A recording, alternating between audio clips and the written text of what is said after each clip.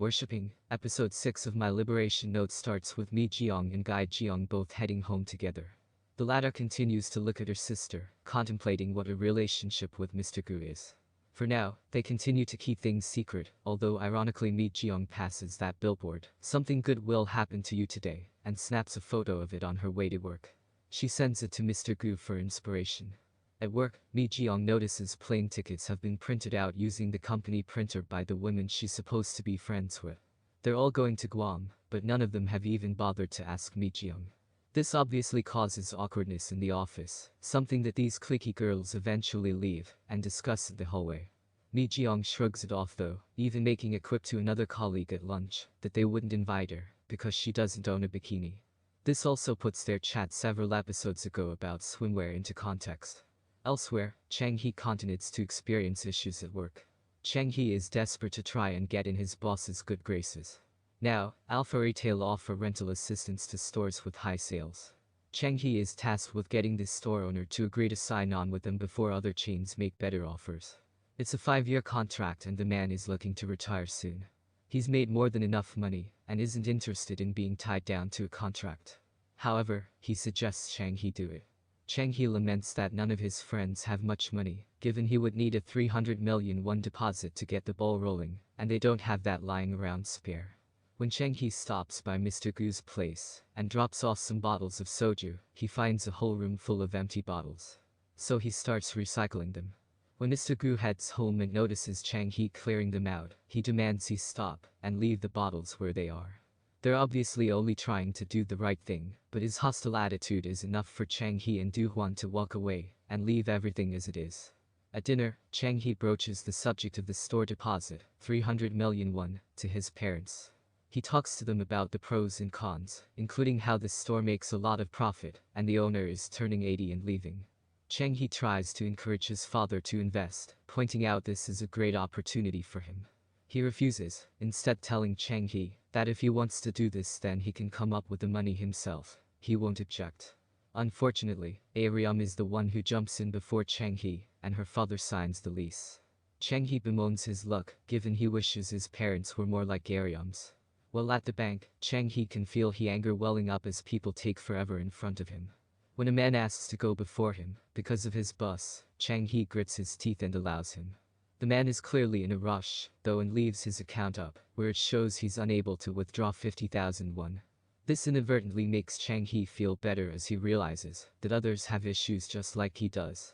Gai Jiyoung heads into the barbecue shop and runs into Tae. The pair discuss the power of apologies and how they seem to have lost their effectiveness nowadays. In fact, now seems like a good time for Gai Jiyoung to sincerely apologize for badmouthing him that day, and he graciously accepts it. The pair both bow to one another before Taehyun returns to work and Gai Jiyoung gets back to drinking with the girls. Mi Jiyoung is there too, but she's preoccupied with texting Gu, telling him that she loves worshipping him and that talking to him makes her feel good. Heading back in her drunken stupor, she even takes a picture of his house. Mi Jiyoung visits Mr. Gu, who continues to drink. He admits that he hates the sight of people moving around and talking in front of him. He's sick of listening to their gibberish and reveals it's taxing to think of what to say next. Funnily enough, this is how Mi Jiyoung feels too, which we know given what she wrote in her diary. In the middle of their chat, Mr. Gu stands up and gets Mi Jiyoung an ice cream from the freezer.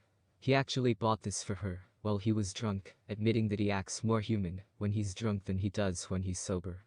In the morning, Mr. Gu actually starts cleaning the place up himself. He ends up selling the empty bottles and buying more alcohol, of course. However, he also sees Du Huan on the way back and throws over a couple of cans over as a thank you.